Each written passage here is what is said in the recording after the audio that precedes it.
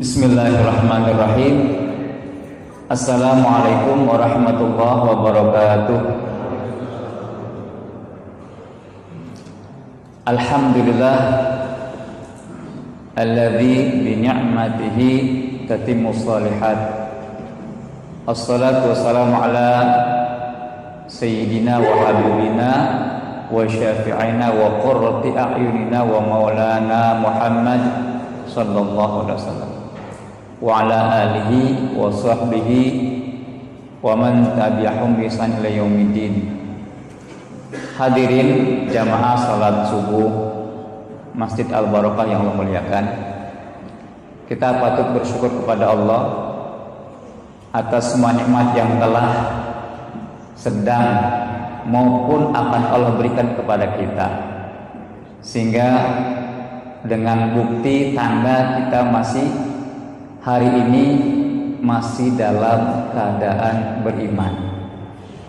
Ini nikmat yang utama, karena kalau masih hidup, masih sehat, orang di luar Islam pun banyak yang hidup saat ini, banyak yang sehat saat ini, tapi mereka tidak mampu beribadah kepada Allah.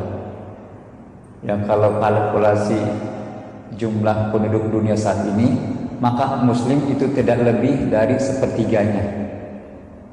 Ya, kalau ada yang bilang 6-7 miliar, orang Islamnya nggak sampai 2 miliar, 1,5 miliar. Berarti nggak sampai setengah, sepertiga juga enggak ya. Kalau petikan 2 miliar, bahkan ada yang mengatakan 7 miliar. Ya, kalau sehat, hidup itu nikmat, maka mereka pun punya nikmat. Bahkan nikmat harta. Bahkan kalau dihitung nikmat harta antara kita dengan orang di luar Islam, banyakkan mana Pak hartanya Pak? Gedung-gedung bertingkat tinggi di Jakarta itu kebanyakan punya siapa? Apartemen-apartemen yang bertebaran di mana-mana kebanyakan punya siapa? Kapal-kapal pesiar mewah yang harganya minta ampun itu punya siapa? Alat-alat perang yang subhanallah, satu pelurunya saja itu bisa habis ratusan dolar, puluhan dolar satu. Itu punya siapa? Ya, kalau hitung-hitungan nikmat harta, mungkin kita tidak lebih banyak dari mereka. Tapi yang kita punya adalah nikmat hidayah. Kita bukan saudara Nabi, kita bukan keponakan Nabi, tapi saudara ya, ikhwan ya, tapi bukan keponakan. Ya. Tapi Allah beri hidayah. Nabi sendiri tidak mampu memberikan hidayah kepada orang yang sangat dicintainya. Innaka la tahdi man ahbabta walakinallaha yahdi mayyasha. Ini mudah-mudahan kita, Allah memberi hidayah kepada siapa yang Dia kehendaki. Maka kata Allah juga dalam surat Yunus, ya, walau syaa rabbuka la amana kullu man fil ardi jami'a. Seandainya Allah Tuhanmu itu berniat, bermaksud, maka semua manusia yang ada di dunia ini semuanya beriman. Tapi tidak demikian. Ya. Jadi nikmat yang luar biasa bagi kita adalah nikmat hidayah. Bahkan Allah memilih siapa yang Dia sesatkan, siapa yang Dia beri hidayah. Mudah-mudahan kita sebagian kecil yang Allah beri hidayah, sampai dengan Allah menjemput kita dalam ajal kita. Amin ya rabbal alamin. Salat dan salam semoga tercurah kepada Nabi kita Muhammadin sallallahu alaihi wasallam. Hadirin jamaah yang memuliakan, Allah Subhanahu wa taala punya perintah. Ada yang sifatnya wajib, ketika dilanggar, diabaikan, maka ada konsekuensi bagi yang melanggar. Adab iqab, tapi tidak langsung diiqab, diadab, dinasihati dulu, di SP. SP-nya kadang SP1, surat peringatan. 1, 2, 3 sampai pada akhirnya al-adab. Tapi ada yang juga perintah yang sifatnya himbauan. Ternyata perintah yang sifatnya himbauan ini lebih banyak daripada yang wajib. Allah juga punya larangan. Sama. Ada yang sifatnya mutlak wajib ditinggalkan. Maka bagi yang melaksanakannya sama seperti tadi. Dinasihati, diberi peringatan, lemah lembut satu. Yang kedua agak keras. Yang ketiga lebih keras, Pak. Yang keempat mungkin langsung azab. Kalau tidak juga ya sudah, rasakan azab yang paling pedih nanti di hari pembalasan. Juga ada larangan yang sifatnya himbauan. Ya, dilarang, tapi ya kalau melaksanakan tidak dapat konsekuensi. Cuma ya mungkin agak dibenci sedikit. Atau mungkin ya kurang disenangi. Makruh lah yang kita kenal ya. Nah hadirin, perintah-perintah ini kalau kita pahami, kita cek yang wajib-wajib ini ternyata punya tujuan di baliknya. Jadi kalau ada perintah yang wajib, ternyata di balik perintah-perintah ini Allah punya tujuan-tujuan yang bisa jadi tujuan ini nilainya lebih tinggi daripada perintahnya. Walaupun perintah ini punya nilai. Saya yakin Pak, ya yakin sekali semua yang hadir di masjid ini pasti punya kendaraan minimal motor roda 2. Sebagian mungkin punya roda 4. Apa kira-kira tujuan kita membeli kendaraan ini Pak? Pasti untuk alat transportasi. Tapi setuju atau tidak setuju dengan saya, bahwasanya sekarang kita beli mobil itu sudah bergeser nilainya. Kadang-kadang beli mobil untuk apa Pak? Pajangan di rumah, untuk gaya-gayaan. Karena kalau untuk transportasi cukup beli Avanza E, tapi ternyata nggak cukup dengan Avanza E. Kalau bisa Avanza Veloz. Ternyata yang membuat mahal Avanza Veloz dengan aksesoris. Tujuannya sama nggak Pak? Alat transportasi. Beli mobil mewah terpajang terus di rumah, tercapai nggak tujuan membeli kendaraan? Tidak. Apa kita katakan ini orang saking banyak duit dipajang terus mobilnya, beli cakep tapi nggak dipakai? Tujuan tidak tercapai dari tujuan membeli kendaraan. Allah perintah sholat, Allah perintah puasa, terus yang wajib-wajib, ternyata di balik itu ada tujuan di baliknya. Contoh, kita berpuasa, ada nggak tujuan di balik puasa?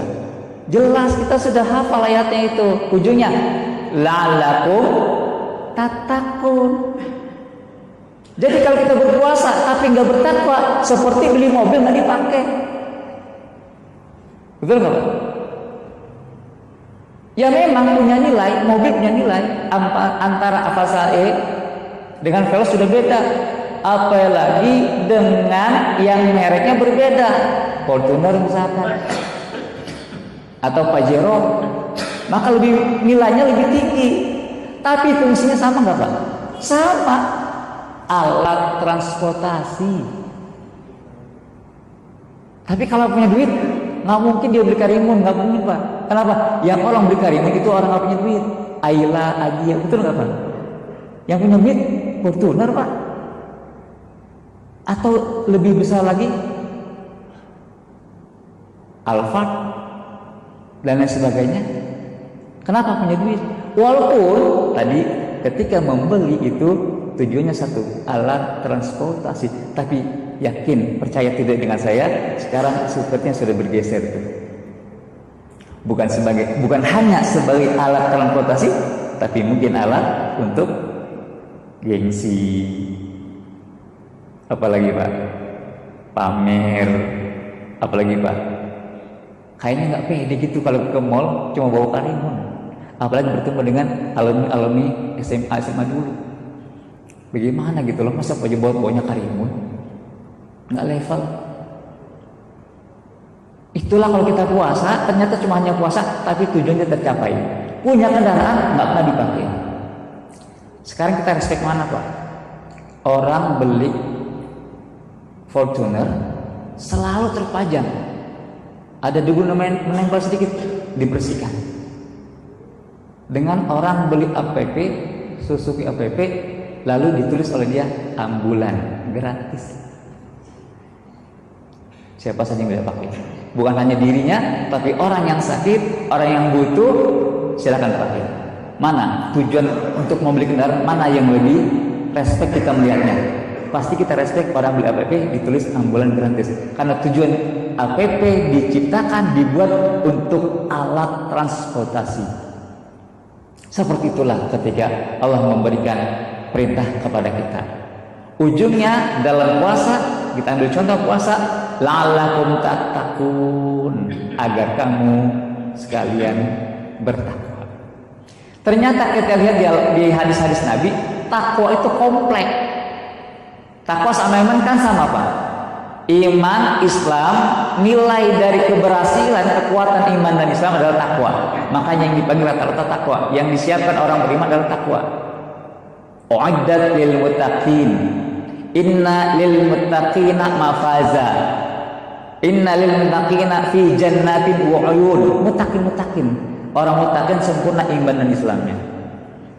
Sebagai prolog, iman dan Islam itu kalau disebut dua kali dalam satu kalimat utuh, itu maknanya beda. Iman dan Islam. Kalau disebut dalam satu kalimat utuh, ya, kalimat sempurna, maka iman dan Islam artinya berbeda. Tapi kalau iman dan Islam cuma satu disebutkan dalam satu kalimat utuh, maka dia iman, ya dia Islam. Contoh kalimat itu kan surat Al-Imran ayat 19 ya. Inna dina indallahi Islam. Terus sampai akhir tuh nggak ada imannya. Berarti Islam itu ya dia beriman juga, berislam juga. Tapi kalau disebut iman dan Islamnya dalam satu kalimat itu, maka iman dan Islam berbeda. Apa bedanya? Contoh surat Al-Hujurat ayat 15. Qalatil a'rabu amanna. Orang Arab Badui datang kepada Nabi. Mereka berkata, amanna. Wahai Nabi, kami telah beriman. Tapi apa kata Nabi? Kul lam tu'minu. Ya. Ini ada orang Pak baru masuk Islam, baru tahu Islam, mengaku kepada Nabi amanna. Orang Arabi, orang pinggiran kota Madinah datang kepada Nabi mengaku amanna. Kami telah beriman. Nabi diam. Ini orang sudah beriman tapi kok nggak kelihatan ciri-ciri imannya. Maka kata Nabi, Qul lam tu'minu Muhammad, kata Allah, katakan kepada mereka ini yang telah katanya mengaku beriman, lam tu'minu, kamu itu belum beriman. Walakin, tapi qulu aslamna. Kamu belum beriman, tapi katakan kamu baru berislam. Apa sebab hadirin? Beda antara iman dan Islam. Walamma yadkhulul imanu fi qulubikum. Kamu itu baru Islam, belum beriman. Kenapa? Karena iman itu belum ada di darah kamu. Walamma yadkhulul imanu fi qulubikum. Makanya kata Nabi at-taqwa hahuna. Jadi Islam banyak kita lihat bertebaran ya, sholat taraweh, sholat id, tapi iman sholat subuh. Ya sekarang alhamdulillah ya masih banyak jumlahnya. Saya nggak tahu kalau selepas Ramadan ini apakah jumlah subuh kita masih istiqomah seperti ini atau berkurang. Nah kata Buya Hamka, kalau ingin melihat orang beriman, lihatlah di sholat id. Itu orang Islam, maksudnya orang Islam. Sholat id banyak. Tapi kalau lihat orang beriman, lihat sholat subuhnya. Nah hadirin yang Allah muliakan, kata Nabi, al-imanu bid'un sittuna aisabu'una syu'bah. Jadi kalau kata Allah, la'allakum tattaqun, kamu berpuasa karena dengan puasa diharapkan engkau bertakwa. Ternyata takwa itu banyak, fleksibel.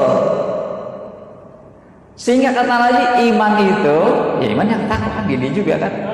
Karena takwa tadi sempurnanya iman dan Islam. Iman itu tingkatan-tingkatan, bertingkat-tingkat.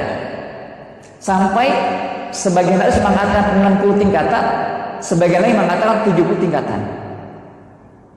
Wal haya'u minal iman, dan dari 60 atau 70 iman itu satu kategori iman adalah malu.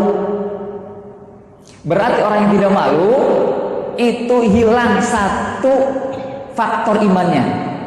Nggak malu korupsi, nggak malu ngambil duit rakyat, sudah digaji tinggi, rumah dinas tinggal pakai, mobil tinggal pakai, HP dan laptop tinggal pakai, bahkan pulsa, bensin dibeliin, masih juga ngambil duit rakyat. Malu nggak? Ini orang punya malu nggak? Bapak pulang nih dari sini nih, bapak bawa sendal jelek, lalu sengaja ngambil sendal yang cakepan sedikit.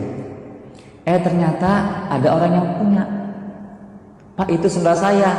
Lalu bapak sendiri nggak sengaja itu ngambil. Oh iya maaf, saya nggak sengaja. Malu nggak Pak? Walaupun cuma malu hati. Kita Pak ngambil sendal aja malu Pak. Orang beriman itu harus punya malu. Malu dalam berbuat jelek. Ada orang yang sudah diberi fasilitas semua gratis Pak. Kita kalau jalan ke Surabaya Pak, sengaja-ngaja itu butuh duit banyak. Pejabat itu jalan bukan hanya mau duit, dikasih duit Pak. Tanya aja sama mantan camat ini. Kalau kemana-mana itu ke luar negeri, keluar kota, itu bukan mulai duit, malah dapat duit. Begitu gitu masih juga ngambil uang yang bukan haknya. Kira-kira orang ini punya malu nggak? Nggak punya. Makanya kata Nabi, wal haya'u minal iman. Padahal Nabi menyebutkan iman itu terdiri dari 60-70 tingkatan. Yang disebut satu, yang diberi contoh, wal haya'u minal iman, malu bagian dari iman. Karena kata Nabi, illam tastahi fasna ma syi'ta. Kata Nabi Pak, kalau kamu nggak punya malu, lakukan sesuka kamu. Kalau nggak punya malu, lakukan sesuka kamu. Berarti orang yang menahan dirinya walaupun nggak ketahuan, walaupun sanggup, belum buat jelek, tapi dia malu, dia kan tidak akan berbuat. Ditambah dalam Sahih Muslim, kata Nabi, a'laha qawlu la ilaha illallah. Tingkat iman yang paling tinggi kata Nabi adalah kalimat la ilaha illallah. Wa adnaha imatatul adza anit thariq. Yang paling rendah dari iman adalah nyingkirin kotoran duri dari tengah jalanan. Tengah-tengahnya itu banyak. Mungkin al-haya itu bagian tengah daripada iman. Yang tingginya apa tadi? Tertinggi dari iman yaitu kalimat la ilaha illallah. Kita main matematika iman hadirin. Ayo. Anak kecil pun tahu nih. 1000 itu di depannya angka 1, di belakang angka 1 nolnya berapa? 3. Anak kecil aja saya tahu mau nolnya 3 apa mau nolnya 4 atau nolnya 5. Pasti kita mau diberi uang yang angka 1, di belakangnya nolnya 5. Karena paling tinggi. Ada nggak nolnya 6 di belakang angka 1? Ada, cuman bentuknya terpisah. Betul nggak? Nggak ada satuan uang kita di belakang nolnya 1 dalam 1 lembar. Paling tinggi nolnya berapa? 5. Maka jumlahnya berapa? 100.000. 1 triliun nolnya berapa Pak? Berarti Bapak nggak pernah megang 1 triliun ya? Turunin lagi dah. 1 miliar nolnya berapa? Sama, berarti nggak pernah megang 1 miliar. Di sini ada nggak? Direktur keuangan ada nggak di sini? Yang paling tinggi bilangin kita triliun, di atas triliun briliun ya. Belum sampai ke situ. 1 miliar itu nolnya 9 ya. Kalau 1 triliun nolnya 12. Nolnya 12, 1 triliun. Nolnya dihilangin 1, nolnya dihilangin 2, nolnya dihilangin 3, jadi 9, 1 miliar. 1 miliar nolnya 9, kurangi 1, susah kan hitungnya? Nolnya 7, 10 juta. Nolnya 6, 1 juta. Bayangan Pak, cuma beda 1 saja angka 0, tapi jumlahnya jauh berbeda. Betul nggak?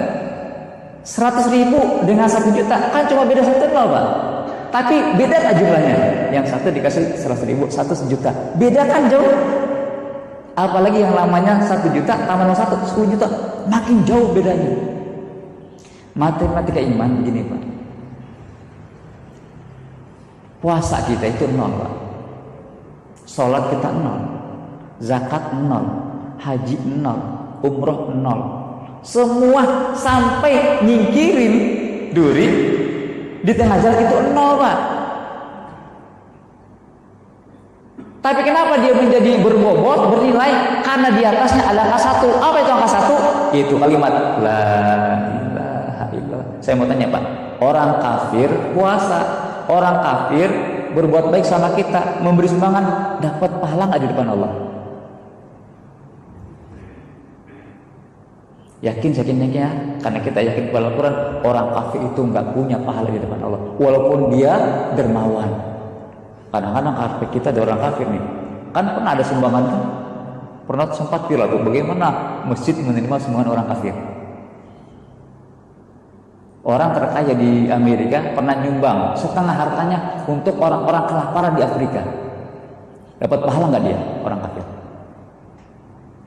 Orang kafir membantu orang Islam dalam rangka sholat taraweh, sholat id, dibantu mic-nya, dibantu peralatannya, dibantu makannya, dibantu orang. Dapat pahala nggak? Maka saya bilang tadi, semua ibadah kita, ya kan, baik kita kan sholat yang paling utama, puasa, zakat, haji, sedekah, ya, berinfak, tersenyum, membantu orang, itu 0 semua. Tapi itu menjadi berbobot jika ada kalimat la ilaha illallah. Maka makin banyak nolnya, makin banyak pahalanya di depan Allah Subhanahu wa taala. Sampai kata Nabi, tingkatan iman 70 sampai 60. Bayangan Pak, saya mau tanya, kalau angka 1 di belakangnya nolnya ada 60, berapa tuh jumlahnya? Tadi udah bingung kan? 1 triliun kita bingung, 12 ditambah nolnya lagi 1, terus sampai 0 di belakang angka 1 ada 60. Belum ada bahasa 1 apa namanya. Jadi kata Nabi, kalau kita punya kalimat la ilaha illallah, kita telah melancarkan 1 kalimat, 1 kebaikan di hadapan Allah Subhanahu wa taala. Kita sholat jadi 10, kita puasa 100, kita zakat, kita haji, kita umrah, kita sedekah, kita tersenyum, terus sampai nolnya, maka pahala kita tidak terhitung di hadapan Allah Subhanahu wa taala. Jadi yang membuat puasa, sholat, baca Al-Quran kita bernilai nolnya itu karena kadang ada angka 1. Bayangan Pak, punya duit nolnya 5 tapi 1-nya hilang, atau punya banyak harta, atau punya nilai 0, tapi depannya nggak ada Pak, depannya 0. Maka kalau 0 ada 20, nggak ada di depannya angka yang lain kecuali 0. Ada nggak nilainya? Nggak ada. Itu dia puasa kita, sholat kita, zakat kita, tapi bukan karena kalimat Allah, bukan karena Allah, maka sholat kita pun tidak diterima oleh Allah Subhanahu wa taala. Jadi yang membuat 0 itu bermanfaat, 0 itu bernilai karena ada kalimat angka 1. Angka 1 dalam Islam ibarat kalimat la ilaha illallah. Semua amal kita, ibadah kita, jalan kita ke masjid, berangkat kita ke kantor bernilai di hadapan Allah Subhanahu wa taala. Maka Pak, sejelek-jelek orang Islam, sejelek orang beriman, dia masih punya harapan untuk masuk surga. Dengan apa? Dengan kalimat la ilaha illallah. Enggak sholat Pak, enggak puasa, kaya enggak haji, kaya nggak zakat, kaya nggak dermawan, masih punya harapan masuk surga? Punya. Kenapa? Karena dia punya kalimat la ilaha illallah, dermawan, nolong orang, banyak berinfak, banyak sama orang. Tapi orang kafir, ada nggak harapan masuk surga? Innal ladzina kafaru min ahli kitabi wal musyrikina fi nari jahannama khalidina fiha ulaika hum syarrul bariyah. Nggak ada harapan masuk surga Pak orang kafir Pak, karena dia tidak punya kalimat la ilaha illallah, karena dia menolak kalimat la ilaha illallah, maka kata Allah dia menjadi syarrul bariyah, makhluk yang paling jelek. Sebaliknya orang beriman, innal ladzina amanu wa amilus solihati ulaika hum khairul bariyah. Sebagai penutup, innal ladzina amanu wa amilu, maka nggak akan pernah lepas iman dan amal. Dan itu seperti gini Pak, kalau yang bisa jawab pertanyaan saya, maka akan saya berikan ini dan ini. Ternyata ada satu hadirin yang bisa menjawab pertanyaan saya. Kira-kira dia dapat ini, atau ini saja tanpa ini? Pasti jawabannya dia akan dapat ini dan ini. Kenapa? Karena saya bilang tadi, yang bisa menjawab pertanyaan saya dapat ini dan ini. Ketika saya berikan ini saja hadiahmu, dia akan protes. Bapak tadi bilang ini dan ini Pak. Tapi kenapa saya cuma dapat ini? Dia akan protes karena bahasanya dan, bukan bukan atau. Dan itu menyertakan ini dan ini. Jika saya berikan ini saja, maka dia akan protes. Kenapa protes? Bapak tadi bilang ini dan ini Pak. Seperti itulah innal ladzina amanu wa dan, dialah yang kata Allah khairul bariyah. Tetap orang beriman punya kalimat la ilaha illallah, pasti ada jaminan surga. Karena kata Nabi, barang siapa yang di hatinya ada kalimat la ilaha illallah pasti masuk surga. Tapi ada konsekuensinya. Apa konsekuensinya? Kalau nggak sholat, ya dosa sholat. Nggak zakat, dosa zakat. Nggak puasa, dosa puasa. Hadirin, hari ini adalah hari terakhir kita di Ramadan. Ya, terakhir ya kalau bagi kita ya, insya Allah ya. Dalil nyatanya Pak, nanti jam 10-an siang itu ada gerhana hibrid ya. Gerhana itu kan terjadi ketika antara bumi, bulan dan matahari satu jajar. Kalau sudah satu jajar, jam 10 sudah satu jajar, berarti sore entar tergelincir nggak bulan? Tergelincir. Maka ketika tergelincir sudah mencapai 3 derajat lebih. Konsekuensinya kalau sudah lewat dari 3 derajat, bahkan kalau kita kan berapa derajat pun kalau sudah terlihat, maka besok sudah bulan baru. Jam 10 siang saja entar dia sudah posisinya sudah 1 derajat begini, 1 linear. Maka ke sore-sore bulan akan meninggalkan jalurnya, dan besok tentunya sudah bulan baru, perputaran bulan baru. Maka kita yakin dengan dalil gerhana besok sudah masuk bulan baru. Belum lagi nanti ya pakar-pakarnya lah yang sudah menunjuk baru. Kalaupun beda ya, tetap kita hormati ya, karena perbedaan sulit dihindarkan. Tapi kita tetap yakin kepada keputusan kita dan jangan ambil pikir sendiri Pak. Ini yang salah, kita ngambil pikir sendiri lah. Ustaz, saya mah bukanya sekarang Jumat, tapi idnya besok Sabtu. Itu id sendiri tuh. Itu id pikir sendiri, nggak boleh tuh. Antum kalau ikut besok ya udah besok. Sholat ya besok, ya buka ya besok, susah besok. Dan anggap Sabtu itu udah 2 sawal. Jangan mengatakan saya mah buka harinya Jumat Ustaz, tapi idnya besok Sabtu. Ini namanya ngambil keputusan sendiri. Ulama mana Pak? Nggak ada. Kalau ikut Muhammadiyah sebagian Arab Saudi, udah besok. Arab Saudi ya udah besok ya. Udah besok aja. Saya besok idul, karena saya yakin ikut mereka-mereka yang punya kapabel untuk menentukan bulan baru. Selesai sudah. Jangan bagi dua.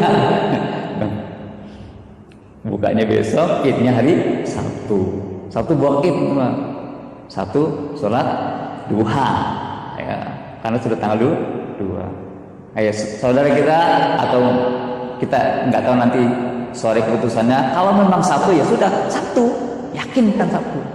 Jadi jangan terbagi dua. Ini saja dari saya, mudah-mudahan bermanfaat. Saya ucapkan selamat berpuasa dan sampai selamat Idul Fitri besok. Semoga apa yang Allah janjikan kepada kita tentang perintah puasa menjadikan iman kita, takwa kita meningkat, dan pada akhirnya kita akan menjadi hamba-hamba Allah yang beruntung dunia dan akhirat. Dan Allah satukan kita di dalam surganya bersama Nabi kita Muhammadin sallallahu alaihi wasallam. Mari kita tutup taklim kita dengan kafaratul majlis. Subhanakallahumma wa bihamdika asyhadu an la ilaha illa anta astaghfiruka wa atubu ilaik. Wallahu a'lam bishawab. Assalamualaikum warahmatullahi wabarakatuh.